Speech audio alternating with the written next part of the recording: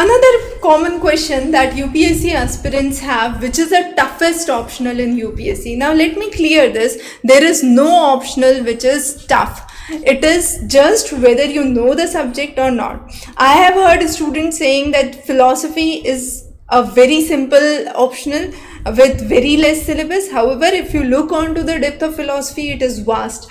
Similarly, you might have a student saying that geography is a tough subject, but those who have done masters in geography, for them it's a very simple thing because all the topics are being directly covered. And the same is true for any and all subjects. So technically speaking, no subject is tough. It is of the master's level of that subject, right? So if you have done a master's in a subject, then we would recommend that you keep with that subject and develop interest with that subject, since you have already done your masters, so you have greater possibilities of performing well with that subject. On the other hand, if you are switching your subject, for some students, they do not have the same subject as their bachelor's and master's in UPSC. For them, there is no option but to switch the subject. Now, when you are switching your subject, it's really important you switch to either a closest subject or a subject which is interdisciplinary to your main subject, because as I said,